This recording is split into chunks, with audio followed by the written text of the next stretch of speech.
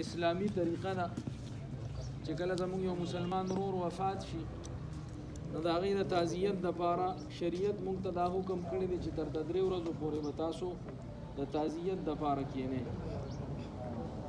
دا د دې خاندان سره د همدردۍ ناسته ده او دوی له تسلي ورکول دي.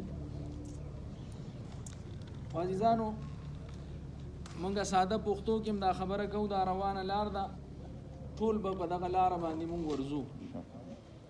خو د ټولو نه اعلی او بهتر هغه الله پاک مونږ ته کلام الله را لېږلی دی چې کلام الله کې کومه خبره ده دا اټله فیصله ده او دا مخامخا واقع کېږي.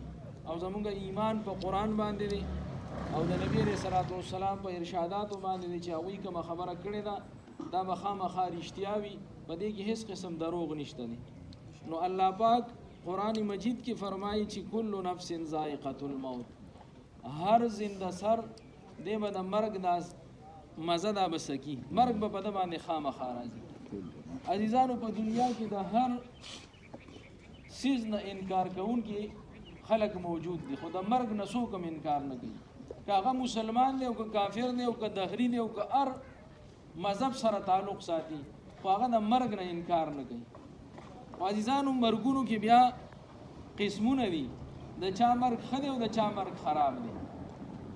نبی علیه الصلاة والسلام ارشاد فرمایي چې الموت تحفة المؤمن، دا مرګ دا د مسلمان لپاره تحفه ده.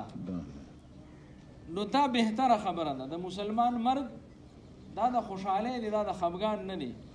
بل حدیث مبارکه کې نبی علیه الصلاة والسلام فرمایي چې د مسلمان او د جنت ته د تلو لاره چې ده نو دا مرګ دی. مسلمان دی چې جنت ته ځي نو دا مرګ چې واقع شي نو دی به جنت ته داخل شي، بس دا مرګ د ده منځ کې پرده ده. نو عزیزانو، دا به خامخا راځي او د مسلمان مرګ دا د کامیابۍ وي، دا د ناکامۍ نه وي. خو په دې دنیا کې دا زندګي چې سړی تیروي نو به دقې دپاره کوشش پکار دی چې دا